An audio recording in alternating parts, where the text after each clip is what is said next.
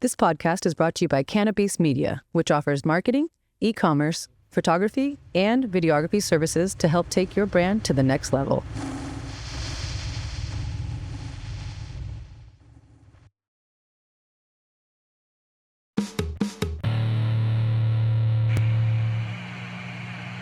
Hey guys, welcome back to Sex and Violence with Rebel Girl. This is episode 140, and I'm here with my coach and friend, Anthony Gonzalez. Coach, thank you so much for coming and joining us. I just want to ask you how you've been. It's been a long time since we've talked. Yeah. Probably actually haven't seen you in person since last time we fought together. Yeah, I think that was it when we were in Vegas. Last July. Yeah. So it's been over a year. Over a year. Dang, time flies. I know, yeah. So what's going on with you? Same old. Training, family life. Yeah. Trying to balance both. Yeah. So tell me who you're working with right now. I know Dan Argueta. Mm-hmm. Argueta or Argueta? Argueta, okay. I always want to make it more fancy than it is. Yeah. Just Argueta. Dan Argueta, who's hilarious. He's great. And so who are the other guys like over at Bloodline and stuff? Yeah. So I have Danny Silva. He fights in the UFC as well. Rafa Garcia. And then I work with this other guy that he's in the LFA, Richie Martinez, and then Le'Veon Douglas. And do you work with all those guys at American or Bloodline? They'll come over to American and get their sessions in, like one-on-one sessions. And then if not, I'll head up to the UFC gym and then either help with their practices and kind of watch through it and stuff like that, Yeah. And so you got Dan and you said someone else coming up on October 12th? Rafa. Yeah. So he's fighting Grant Dawson. So it should be a good step up in an opponent, but he's ready. Where's that at? At the Apex. Oh, okay. Yeah. Awesome. That's great. I know. Another Vegas trip. Yeah. So many. How's Dan doing? Good. Yeah. He's down at Jackson's right now. He started his camp down there, so just working his way through things. I'll probably talk with him a couple times a week just to see where he's at, and then he'll come up here in the next week or so and finish up his camp. Okay, nice. Yeah. What's going on with Muay Thai striking? Are you trying to branch off on your own? Is there anything? I've always had it. Yeah. I mean, it was always something that I did. Mm-hmm. And then I never was completely associated with any other coaches or specific teams or anything like that. But now I'm kind of leaning more towards a team aspect of with the guys from Bloodline and Cub Swanson. He's the head guy there. Yeah. I see that building. So Bloodline is, the team, but also his agency? Correct. Okay. Yeah, him and Monty. So, yeah. And they have a solid group of guys, and everybody there has a lot of respect for each other and just trying to make each other better. Yeah, it seems just like a room full of killers, and they're all around the same size. Yeah. I only got to train there a couple times with Mackenzie and stuff, but they were all just high level guys. Yeah. It's fun to watch. So you see these guys building, and I'm like, who's gonna win a sparring session today? Who's gonna be on? Who's gonna be off? And then they all have to perform. So before the podcast, we were talking about just your own training. Mm-hmm. How do you do when you get in there and get to roll with some of those guys? I enjoy it. Yeah. But then I go sometimes when I get tired because I don't we were just talking. I'm like, I don't get to hit pads. Yeah. Somebody hold pads for me. But. Just getting in and just being in shape, trying to stay in shape with them, but they go 2 hours at a time, and I'm like, all right, well, you guys are each one of you is gonna do a round with me, but I'm gonna coach you through the round too, and just go old man style on them. I know. Catch my breath a little bit. I know. I can't believe sometimes I'm like, all right, I'm 37 years old. Yeah. I was rolling with Yasmin, or who it was the other day. She's like, I'm 26. I'm like, oh my God, 26? What? All right. I'm feeling my age. We're going to need some breaks. Yeah.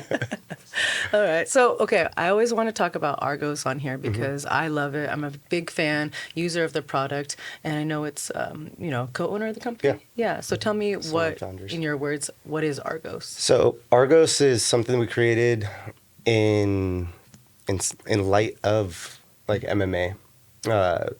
Coming from this background, we suffer a lot of head trauma or anything like that, and nootropics being something that can help with that. Even just randomly, I'll get brain fog here and there, but nothing too crazy. But some people it's pretty severe, or headaches or anything like that, and mushrooms kind of help me with a lot of things. So we're trying to figure out a way that we can implement that into a usable product. So doing that, we figured out a way to do a full extraction method and properly dose gummies and any of our other products. Yeah. Yeah. So I love the gummies. I know there's other methods as well. I've There's a drink. We have just our straight powder that you can mix in with anything. Think of it as like a liquid IV type stuff. Okay. Oh, wow. Yeah. So just water soluble. Just mix it in and Strong take it. taste? No. No? Flavorless. Oh, wow. Yeah. Flavorless? Yeah. That's nice. I'm thinking like old school mushrooms. I'm like You don't want sunflower that. seeds. It's all I don't know. yeah. It's like, it's crap. Yeah. Dirt. Actually, you guys have the chocolates too. Yeah. So Of course, I'm like fat girl. caps. Chocolates. Yeah. Caps. Chocolate covered caps. So Yeah. they're delicious. Yeah, I love it because I feel like the gummies, especially, they're so moderately dosed that you can really, pop one in and feel safe. Yeah. I think a lot of people hear mushrooms, Yeah. or just even psilocybin. That's kind of an intense word, and it's like what? And I'm there's like, still little stigma behind it. yeah, but for sure. I think the more and more it's coming into the zeitgeist, people are talking about it a lot more, and you'll hear like famous podcasters and stuff like that being like, "Oh yeah, talk about a full episode of mushrooms." Yeah. Ooh, Yeah. yeah. Ian McCall has been on his podcast. Yeah, I actually would like to do some kind of, I don't know, like I've taken mushrooms in the past where you eat them and you trip and like, okay. But recently I spoke to someone, I won't call them out, but they told me that they unlocked all these memories. And I'm like, how do you do that? How do you take it? Like I take them just like, woo, but I want to like actually feel like I'm using it for like a very specific purpose to like heal, you know, but I think you can do that. It helps to like set intentions. So like if you're going to do a heavier dose or anything like that, which is what you're kind of explaining, but you like set an intention, like or even write it down, like verbally say it out loud, that type of deal. And then it tends to have like, it's a unlocking mechanism for a lot of things, but not to say it can't be bad either. So it could bring up like repressed memories, anything like that. Yeah. But it's also be like, tell yourself like, I'm on mushrooms. And then like, once you start repeating that to yourself, you're like, okay, this is what it's trying to show me or anything like that. Yeah. I feel like it's like one of those things where it's like, or therapy a little bit where I'm like, what if I unlock something that I'm like, don't want to talk about? I don't want to deal with it right now. Yeah. But it's like that phrase is going to get worse before it gets better, but eventually it would get better. Yeah, that's awesome. So I think Argos is something that I really, really appreciate because, 5 years ago I stopped, I don't know if you know, but 5 years ago I stopped drinking. So now just weed and mushrooms. And I feel like those two things have helped me not go back to drinking. Like it's just like you can do it to mellow out, but for me it was like almost like help with addiction as well. Yeah. And so I don't know, Argo's just great. Awesome, appreciate that. Yeah. So what's dad life been like for you? Because I miss Hendrix in the gym. Yeah, he's so I have a 5-year-old son. Yeah. And another one on the way. So What? wife's 5 months pregnant right now. So I did not see that on social media. yeah, I'm trying to. I don't know, as becoming a dad and seeing like how the world is changing a little bit, I'm like, I don't want to give too much visibility to my kids and stuff like that. And Smart, very smart. And like it's sad because you do want to share it. Yeah. But I'm like, maybe I'll make another like Instagram where it's just like family stuff. Yeah. Family and friends type of deal. Yeah, there's that little thing you can do, like just close friends on Instagram, but yeah, that's kind of whatever. Yeah. I'm just like, it's too many buttons. Too many buttons. I'm like, it's easier just to not. So she's 5 months pregnant already? Yeah. Oh Another my little boy. gosh. How do you feel about that? Honestly, a little nervous, but excited at the same time. Because, like, especially the pregnancy life, it's like she's giving up a lot. And I'm still traveling. I'm still doing a lot of things and neglecting the pregnancy time that she has. But I'm super excited. I'm like, when the kid gets here, it's going to be... Yeah. You have a very cute, close relationship with your son. It's always so nice to see you guys in the gym. Yeah. He's a very active little boy, and which is such a cool experience for him just to get to be around like these super high level, like when I was working with you, it was Jalen Turner and like, Ruka was still at gym. Yeah. Are you working at the new one? No. With Tenori. Oh, Tenori, yeah. Yeah. No, I'm still cool with them.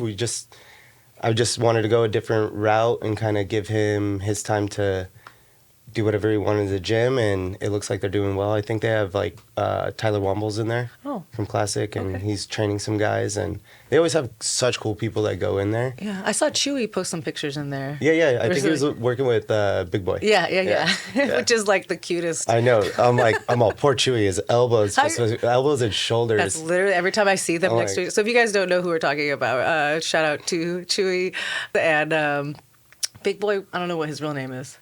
I think it's John or something like that. But John.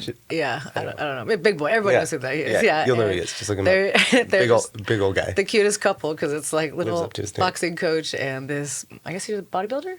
Yeah, I mean the guy's just an athlete. He does more than lift weights. Yeah, I mean he went into powerlifting, and then. But just like a phenom, like he's like 300 and something pounds and does like pull-ups like it's nothing. I'm like, how did these two get linked up? You know, like it's such a.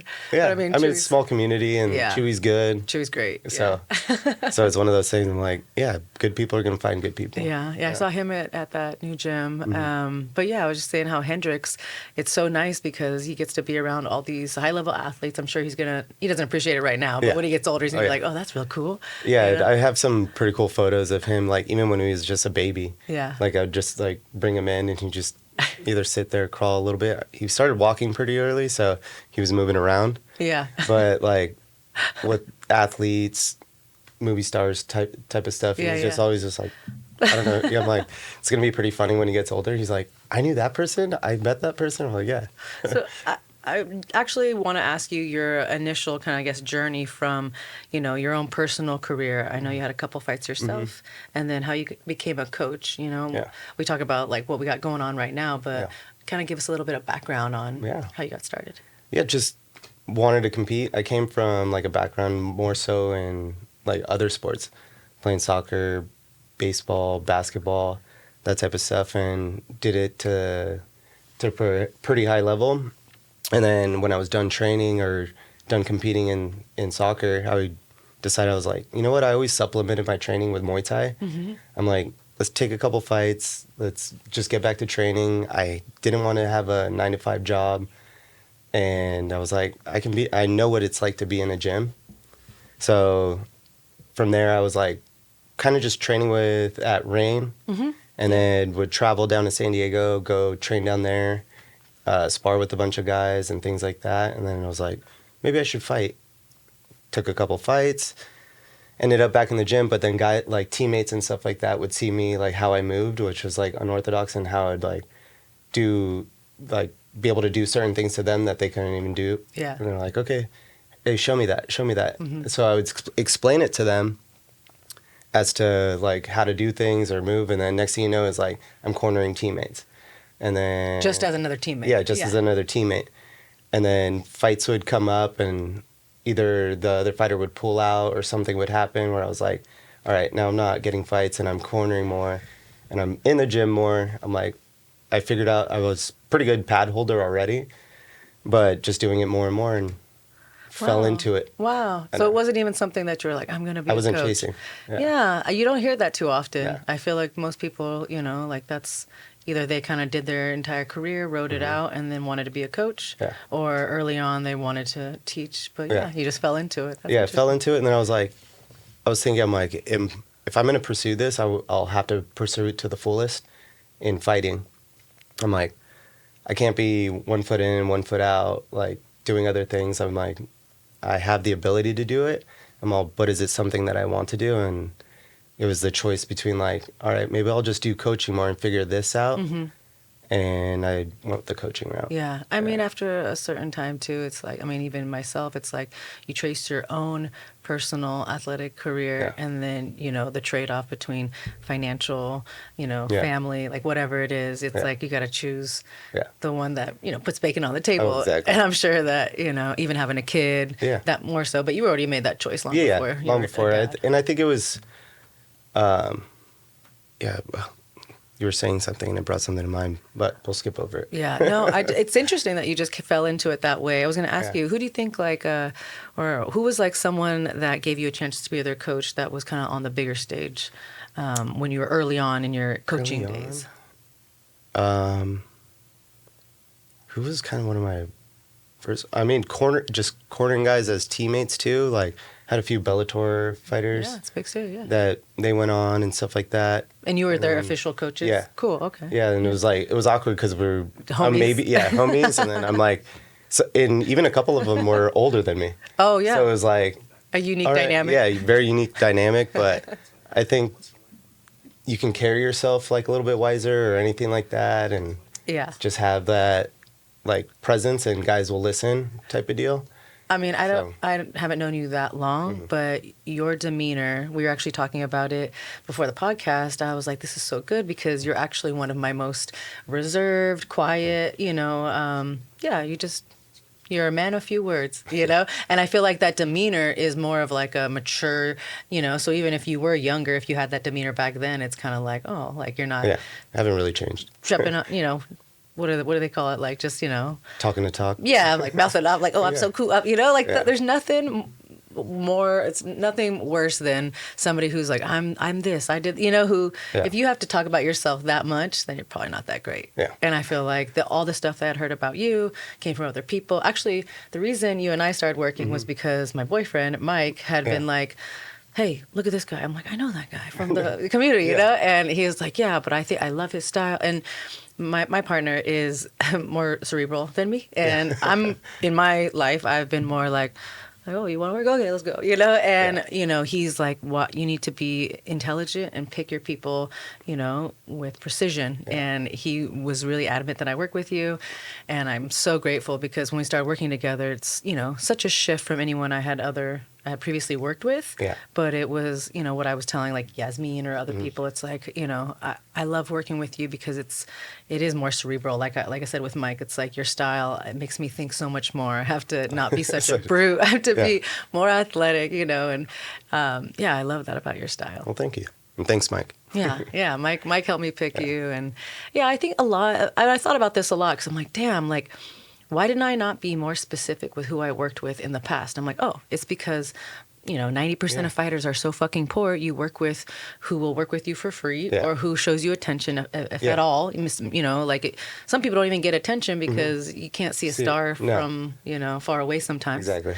You just end up working with whoever. And then later I'm like, I think that I loved all my coaches and I don't regret working with anybody, but it is a unique experience looking back now. Yeah. I feel like there's so many more opportunities for people, young fighters. Yeah, there's a lot of good coaches out there. So, and then too, a lot of the times it's kind of who you mesh with the most. Mm-hmm. And it's not even to say that might be the best coach, but you guys build together because you guys have more of a relationship. And sometimes I can be like, even with me, I'm pretty picky as to who I work with. And it's not doesn't have anything to do necessarily with I don't think you can do it, but am I able to help you? Yeah. And if I'm not, like, why am I going to waste your time and mine and just training just to get a couple $100? Yeah. It's not worth it. I'd rather send you to somebody else who I think could help you and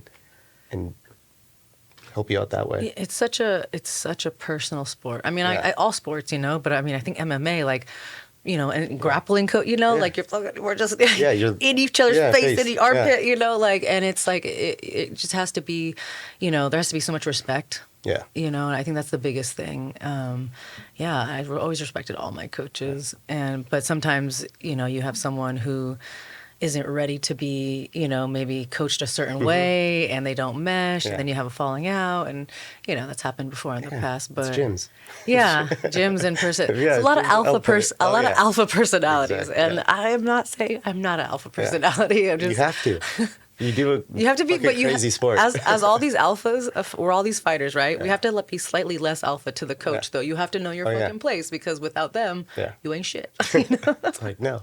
Yeah. And it's nothing makes me more mad. Even back when I was in college wrestling, I would hate it when some of the young girls would be like, oh, but coach, talking back. I'm like, that's it. You're making us look bad. We're all gonna get pushed, I don't want to do more right now. Yeah, I don't like burpees. Yeah, your grappling was always so good when we were, your MMA coach. But what level of grappling did you do? I started with at 10th Planet with Casey. Oh yeah. So you started with Casey. Yeah. You didn't know anything? I didn't know anything about jiu-jitsu. Well, it's a good base to have. Yeah. Shout So it out was to like, Casey Halstead, 10th Planet. I mean, I could wrestle, so it was like, that was one thing. So it was defending takedowns and stuff like that came easy. But with jujitsu, I was like, I'll just get back up. Like, Yeah. I'm like, I'm gonna use my hands and That is a wrestler mentality. Yeah. I'm like, I'm gonna stuff your takedown. I'm like, I just got really good at that. And then I'm like, I figured out how to get up pretty easy. So I was like, all right, I just need that. I don't need jujitsu. But yeah, started with Casey and ran through that program, but still technically a white belt. Yeah. You should come get on the mat. I know. That's Well, the one time I did though. Yeah. But my knee's good. Yeah. I'm- That's right. Again, Coach Ann came and what happened that day? Was it like a freak accident, like when I was rolling with J Flow and hurt myself? No, he had me in a lockdown, and he was kind of like, Oh. he just jerked it, and Okay. he was like, Pop. went, couple little pops. Oh yeah. 1, 2, 3. So it was PCL and ACL. Oh no. And then, but yeah, it's all. I'm like, I just rehabbed it myself, and it's good. It's not your first rodeo. No, You know been how taking to- kicks in it. I'm like, all right. But it took about a month and a half or two. Some peptides help.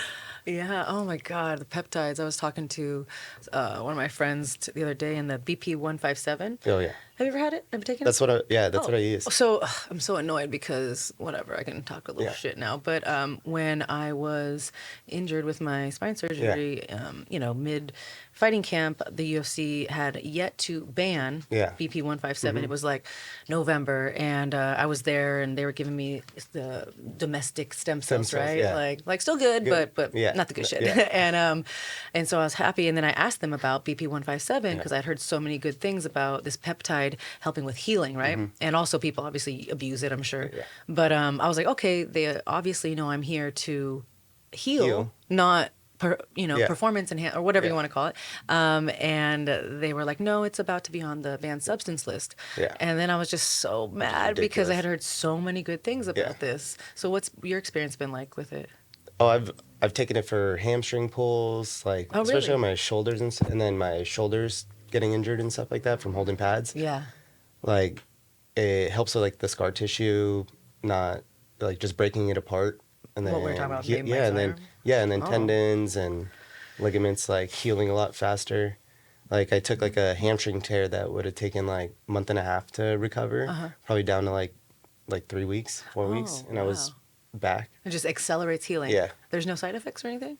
No, none. It's like pretty well like tested, Yeah. so that they've done a lot of studies and stuff like that with it. So that in combination with like TB500, which is just another peptide, they just work in conjunction with each other. But it's not a growth hormone or anything like that. It's just a healing agent. Can you just go to like the regular doctor and be like, hey, I don't know if they would do it, but there's like clinics now Okay. that, I mean, they have a doctor Yeah. there that has like takes you through and anything like that. But there's clinics that you can go to and they'll either inject it for you or just give you the supply and you can do it at home. all right. Yeah. All right. Interesting. I know. All right. You're not injured right now, though.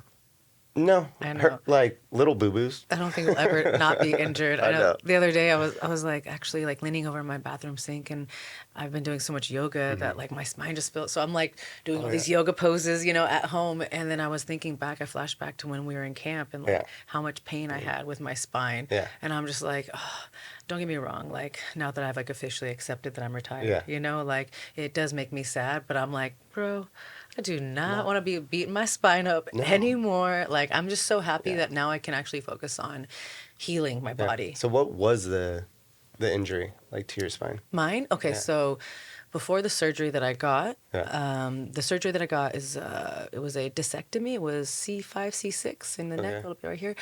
So yeah, these are the C's, and then what is the L's and T's? Sure. Right? Oh, whatever. But yeah, so this cervical spine right here. So it originated from years of wrestling. Basically, Okay. you got these vertebrae in your necks, and it, you're just doing Yeah. on the mat, and using your head, and Yeah. so it causes the vertebrae to grind down, and that's called spine stenosis. And when it pinches, right, and so it pinches the nerves, and then it creates all this pain throughout wherever, right.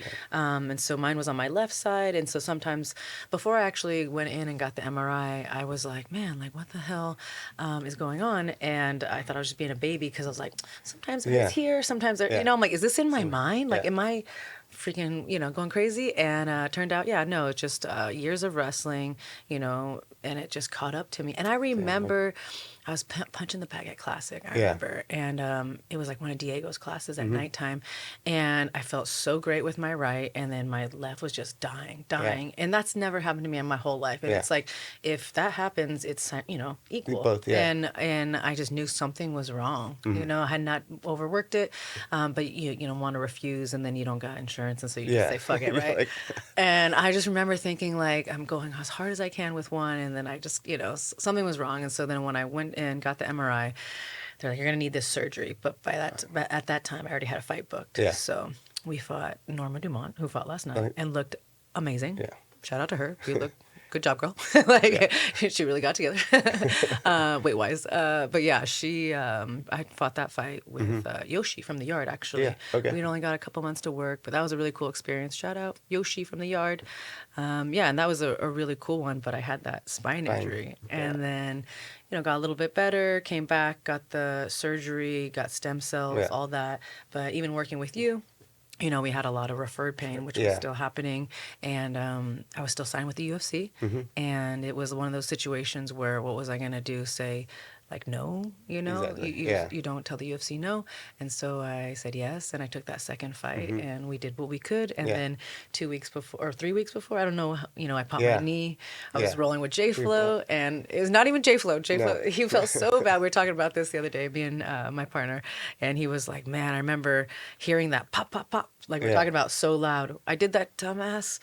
Nobody do this in jiu-jitsu. So, you have the hook in and you roll forward and you grab your own knee, like calf slicer. Okay. You're like rolling calf slicer, and you grab your own knee. So basically I popped my own knee, right? Yeah. And that was like 3 or 4 weeks before my fight with fucking booty shaking. Argentinian girl? Booty shaking girl. Oh, yeah. She just twerked last night, too. I was like, this girl be twerking everywhere. I can't remember her name. Eileen. Yeah. Perez. Yeah. Okay. Perez, yeah. Hey friends, this is Ashlee Rebel Girl Evans-Smith, and I've got something that's going to change your game. If you're like me and like to push your limits, then Kanna has your back. Their CBD line is perfect for soothing sore muscles, aiding your recovery, and keeping you in the fight longer. And their clothing line, it's not just apparel. It's performance gear, designed to move with you. Use code Ashlee on thekannabeast.com, Kanna with a K, for exclusive discounts. Relax naturally and live passionately with Kanna Beast. Yeah, and that is how it ended. But, honestly, I cannot be that person who continues on just out of ego. Yeah. I can't, like my life. It happens to a lot of fighters. I don't want to be like that. I don't want to be like that. I can't, and I even, I didn't say I was retired for about a year. Yeah. Because I couldn't even say it. I couldn't get it out. I couldn't make peace with it in my mind. It's still hard, but I've made peace with it. I have. And because it's something you've done for so long.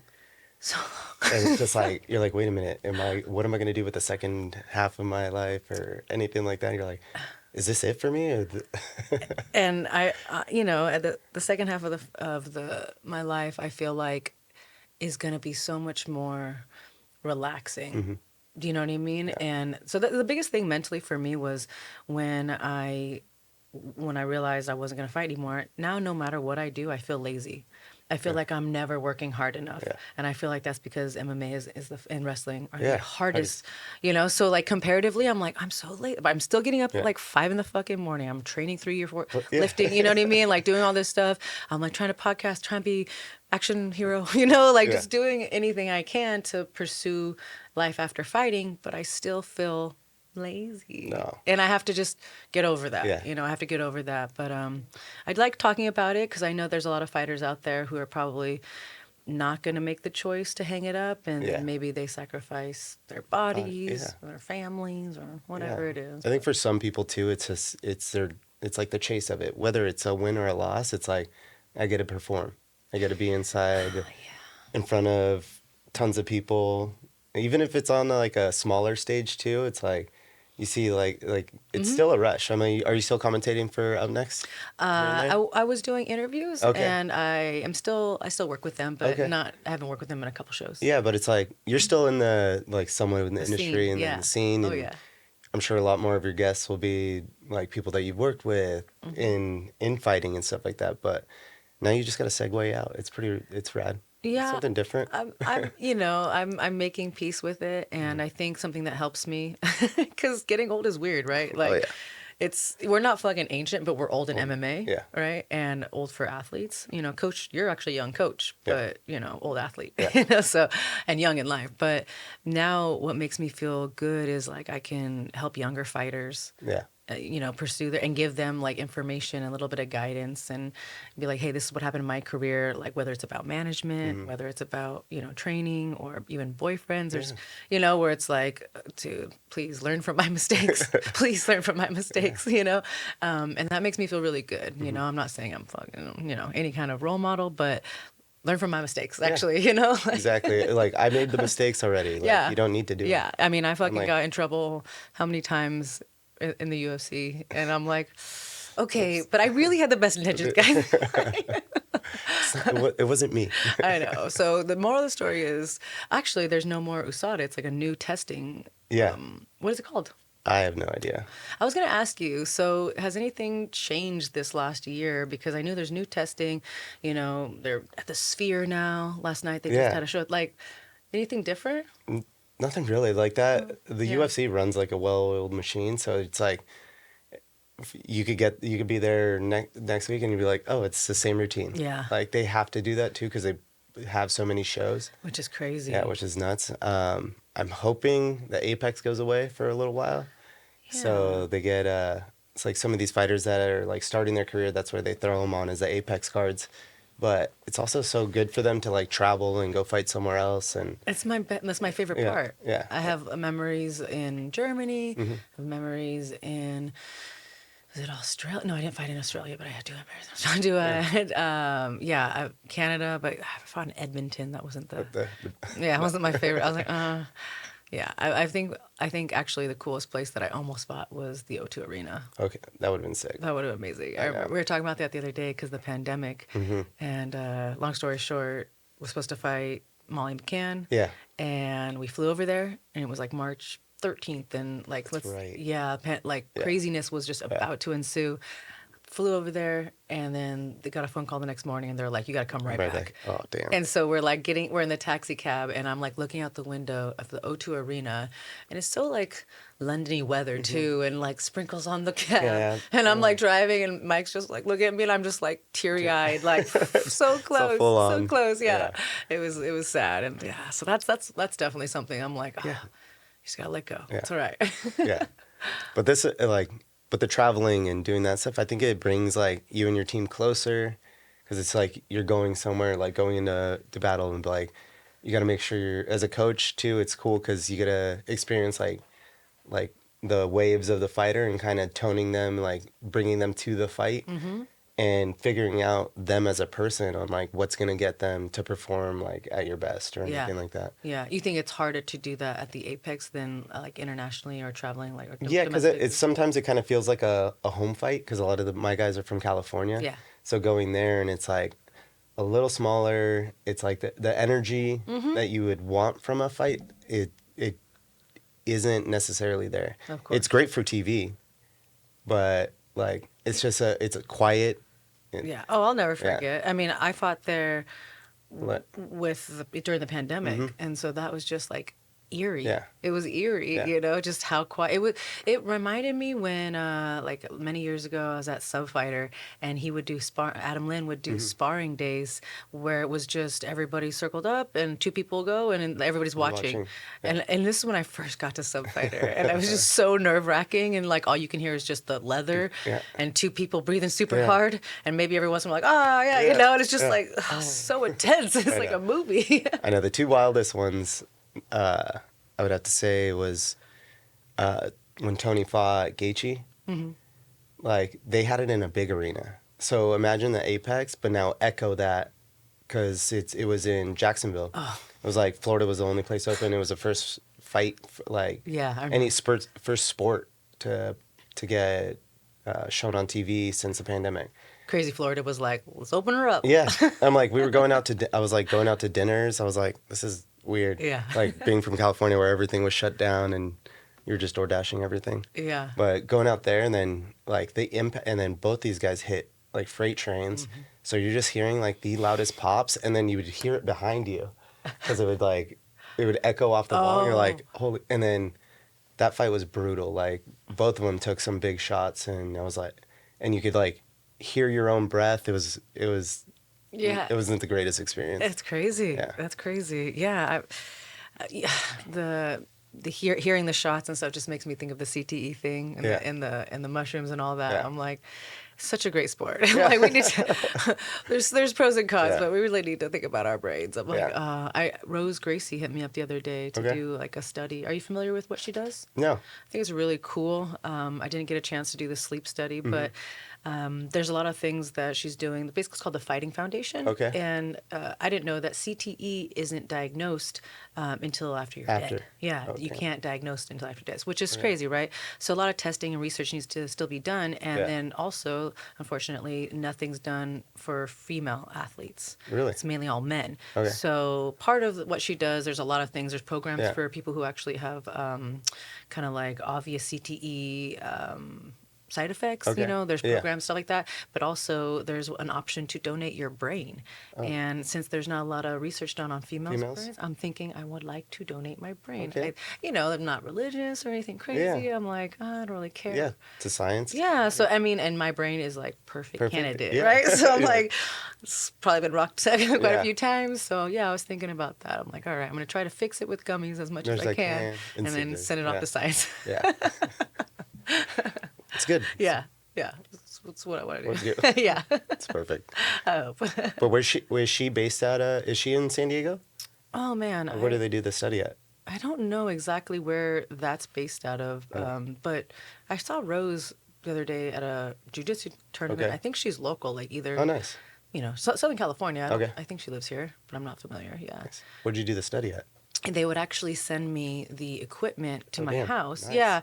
And I think it was just because we were traveling. Yeah. My grandpa's getting old. But it was during a time that I just had a lot going on. But I think I could still do it. So it's actually like a whole thing. It's like you put the head thing on, like Like yeah, all the nodes and stuff. Yep, and Right. then like a heart rate thing, and you do it for like 3 or 4 days, and you take one day off, and then like 3 or 4 days. So it's like commitment. Yeah. But I wonder if you take the gummies while you have it on, if you'll get like more brain activity or something. Maybe do like a side study. I'm gonna need to hold this equipment for an extra For a week. Yeah. You're like, today I'm not doing anything. On this day, I'm going to take a gummy. See how the Yeah. brain activity jumps up. Now that everything's kind of transpired as far as becoming a coach, working with all these high level athletes, you're a dad. What is something that young Anthony that you would tell young Anthony? What would you say to that guy who just got into the sport? Whether about the actual sport or like life. I mean, It's just like that. You got to get used to the ups and downs of it. I'm always okay. I was always okay with me winning or losing, but I still take it like a gut wrench when I have a fight or lose or anything like that. And it's easy. It's like, I think it's easier for a coach to be like, oh, I can just move on from it and take on the next fighter. But also like I notice, if I don't take the time to absorb that loss, that like what could have I done better? Yeah. Type of deal. It's so crazy. I never thought about the coach's perspective. Do you take time because like you're kind of working on what you can do better before you actually corner another fighter? Yeah, I do. Like I'll rewatch the fights and stuff like that. Yeah. Take some notes. Like my wife is like That's so good. annoyed with the amount of composition books I just buy randomly. But yeah, I'll just take notes and stuff like that, and I kind of like I'll backtrack and being like, all right, what did we do during camp that he didn't perform wise or you didn't perform wise in the fight, and then did I not explain it well enough, type of deal, or what works for you a little bit more than like something else, and we can just kind of adjust a few things here and there, not fully create you into a new fighter, but just make small improvements even from my side that I would see or explain to you when I see you next. Yeah. Wow. Okay. It's funny because, obviously we're very one-track minded people, fighters, but I'm sure, most good coaches, do take the time not just to look at what their fighter could have done better, but what they could have done better as a coach. Yeah. Totally don't even think about that. But then it's like you do have to move on and, just enjoy the ride. So a lot more. before, when you had a fight or lose, would you like be emotionally affected, like beat Oh yourself yeah, up about it? I'm like, damn It's it. your fault? Yeah, Really? yeah. I get like that. I feel like not all And coaches are like that though. I know, well, I like you hear it because it's easier for us to say like he should have done this or she should have done that Yeah. during the fight, but it's like I I take it more on myself and being like, what didn't I explain well enough for them to perform that way, Yeah. or do X Y Z, and sometimes like even in a fight, it doesn't display who the fighter is, like because you can walk in there and just be like nothing's working, like you could be flat-footed. You might have woken up like 10 times in the middle of the night before the fight and just had major anxiety or anything like Yeah. that. So, Yeah. but even on that flip side, it's like figuring out what can take you out of that in the back, like by warming up or finding your own, like to eliminate all those thoughts or anything Yeah. like that. So, Yeah, it's so crazy Yeah. that, and that's one thing that you make me think of right now, like all the underlying circumstances before an actual fight, Yeah. and then like just what the fighters or just what the fans see compared to what the coach and Yeah. teammates and everything see. And it's like as you get older and you make that decision whether to continue or to hang it Yeah. up, it's like you have to be okay with everybody not knowing the whole story. Yeah. Like you have to just give zero fucks, like and then I do hear other fighters come on and like, oh well, this happened, it's like I don't want to spend the rest of my life Yeah. like explaining but But this like is why. it This is is just why, the yeah. way it is, just like Yeah. make peace with it and like and move on. And I Yeah. think that's where I'm at Yeah. in my career, because and even sometimes I have friends who are like, or Mike, he'll be like, I'll say something, I'm like, oh, like how do I like top this? And I'm like, oh, I don't want this to be like all I'm known for. And he'll look at me and be like, oh, just fighting on the highest level in the world. No, but he's like, get out of here. And I'm Yeah. like, what? Like, and he's like, you have this mindset. He's like, it's not bad, but you just don't ever give yourself enough credit, where it's Yeah. like, maybe a little bit too much self-deprecating. I'm like, I just want to do better and do more. And I'm like, all right, I can be okay with what I've done, Yeah. even if it's not exactly how I want my career to Yeah. go, and then move on from there. Exactly. Yeah. I mean, you just fell into like what you wanted to do. I feel Yeah. like I got lucky. Yeah. Got very lucky, and lucky enough that like people like yourself or anybody sought me out to train, and that is on its own like pretty like gratifying, Yeah. knowing that people want to train with you. Yeah. And it's like, okay, like, yeah, oh yeah, I'm like, I'll definitely give you the time of day. Like Yeah. you sought me out, and I'm not very good at like publicizing myself No. or doing any of that stuff. So I kind of like, I like to be like the silent guy in the back and let you guys have all the spotlight and Yeah. do your thing. I'm like, if I wanted that, I would have stayed a fighter. But I like the fact that like seeing you guys like doing all the press stuff, and especially with the UFC, their production is insane. So it's like every time you guys get to go try on your uniforms, and you're like, oh, okay, it's like getting real. Yeah, and yeah, you see yeah. like yourselves like, oh man, okay, it's happening. You get to slide on the gloves, go on the screen, Yeah.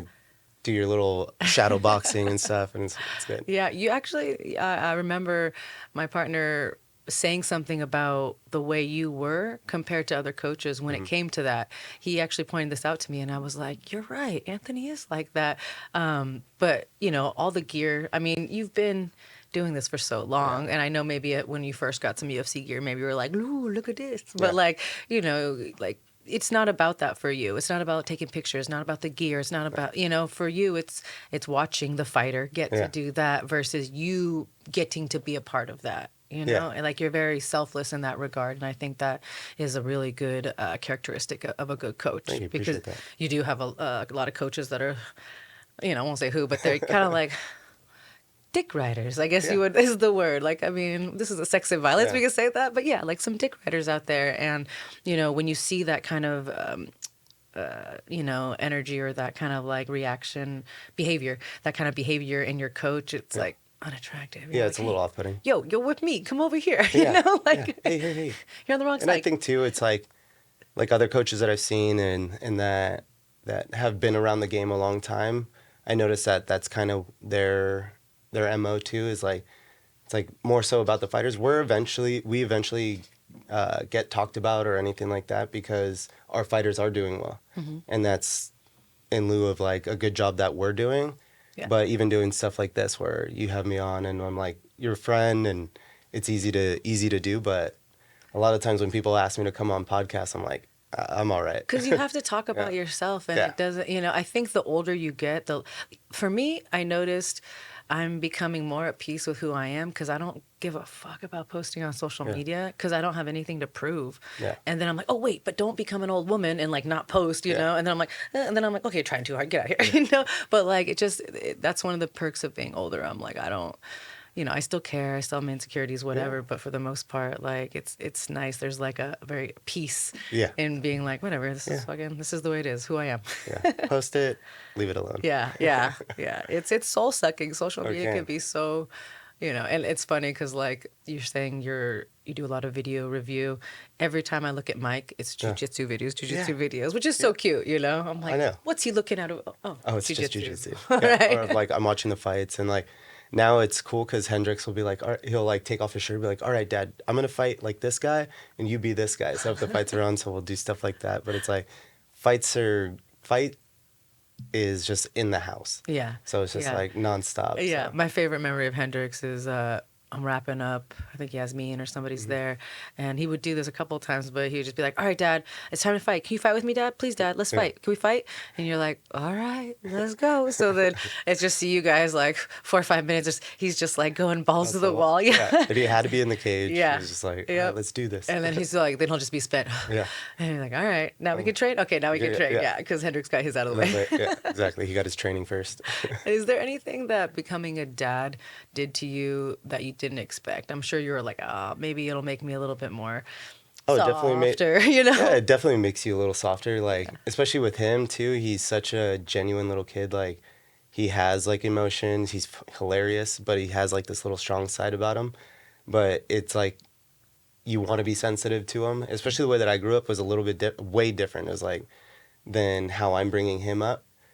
And it's not to say that I was brought up bad. Yeah. But it's just different. Yeah. And like some things my parents did, I would never like expose that to my son or anything like that. For sure. But he's awesome and definitely makes you a little softer having a kid. And then with number 2, I'm gonna just be like, all right, like baseball, basketball, whatever you guys want to do, fighting. I'm like, is 2 it, or is that? Yeah, 2's done. For sure. Yeah. Oh yeah. Yeah. Did you guys have 2 in mind initially? No. This one both are planned, but it was just like one day I kind of wake up and like, hey, do you want to have another kid? Really? It was like, yeah. What? I'm like, let's do it. Yeah. And then Hendrix played a part in being like, all right, I want a brother or a sister. I want like, oh, okay. Yeah, constantly being like, oh, can you give me a brother? Can you give me a sister? And then I'm like, Alex would be like, are you talking to him about it? I was like, no, he just keeps bringing it up. Okay, so yeah. Yeah. That's adorable, man. I feel like the brain must do some weird things to a female to allow her to forget the pain of pregnancy. Oh yeah. And make her go, yeah.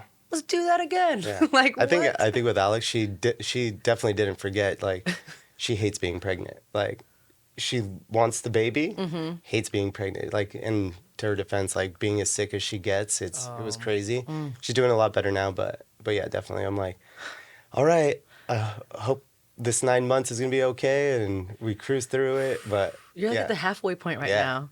So, Nar. yeah. Like, dude, time flies. Like, not seeing you I was since like, July. wait, this kid's almost here. That's crazy. Like, that's. And then time just flies. You're just like month after month. You're like, oh, okay, we're almost there. You stay so active. Yeah. That's why I was asking you earlier about your fighters, because you do seem to travel a lot, which is so great because you do have a family. Yeah. And then Apex is nice, but yeah, nothing beats going international. Yeah. It's so great. Yeah. It's a great. I think when I just get back from, I did Abu Dhabi with Tony. Yes. And that trip was like 10 days. It was like quite a bit of time. He lost. Yeah. Anything up for him? We haven't really talked about what he's going to be doing. I think he just is trying to take a minute. Yeah, take a minute, really make the decision of like, am I done or?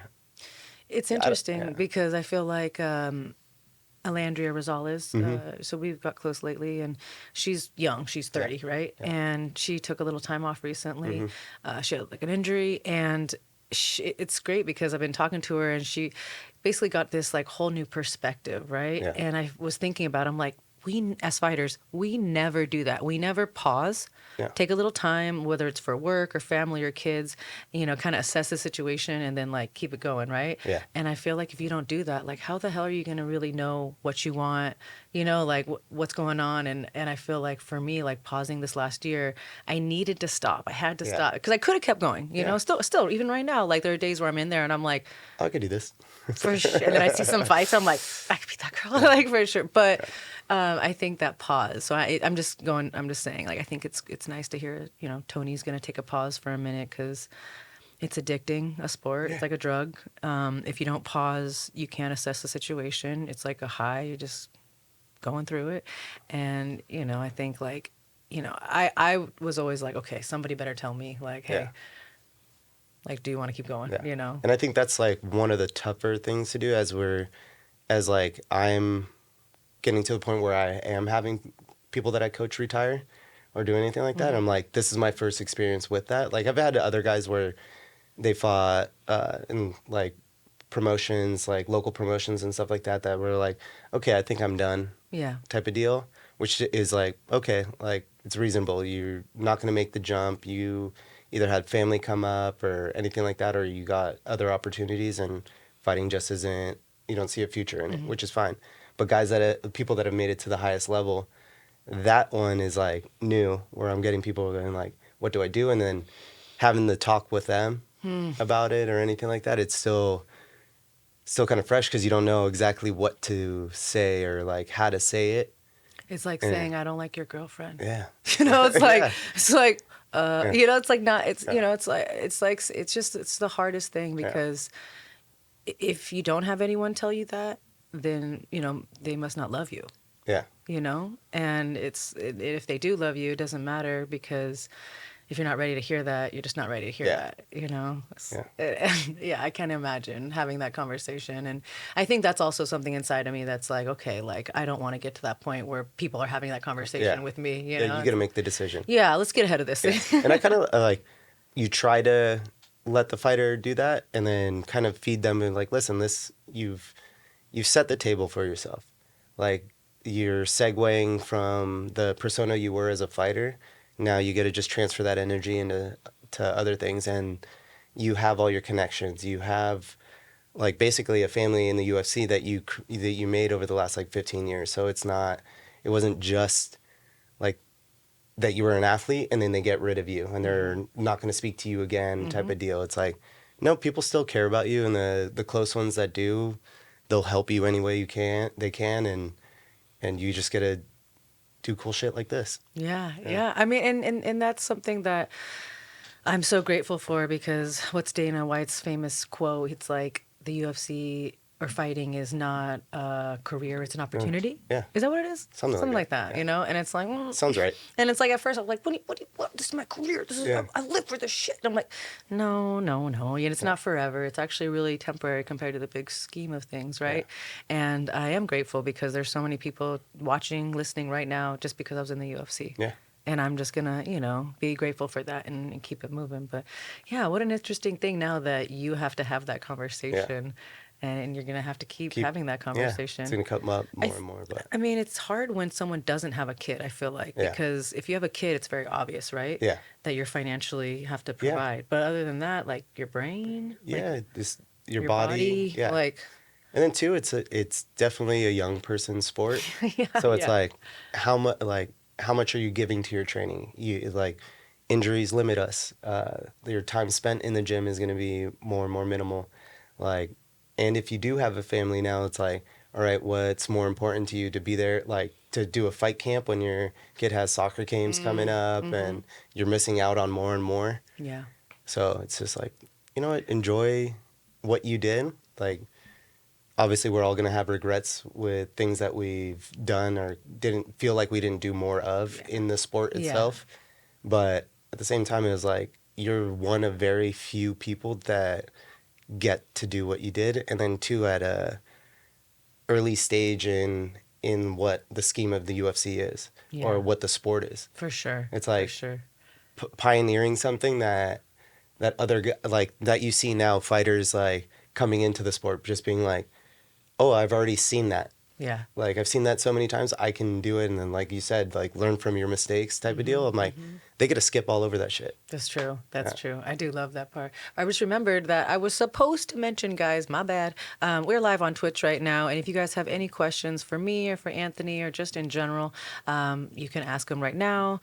Lance, did we get any just random ones or? Not yet, not yet. But we have it posted in there that people could ask. Okay. Yeah. Well, maybe next time, Yeah. guys. We're wrapping up here. Thank you so much, Anthony. I wanted to ask, because since you are so reserved, if I'm watching this and I'm a fighter or I'm someone who wants to just, train striking, or have you as a trainer, where would someone go? How would they get in contact with you? Just shoot me a DM on Instagram. Yeah. Coach Ant Mutataya. Yeah, it's the easiest. Okay. So that's the easiest thing to do. All right. And if I like you, maybe I'll DM you Yeah, back. yeah, So he's it'll be fine. he's picky. Just kidding. Good luck with the baby. Thank A you. couple months away. Yeah. Thanks for having me. Of course. All right, guys, that's it. Follow us on all of our socials, and we'll see you next week. Actually, a couple weeks, but we'll see you soon.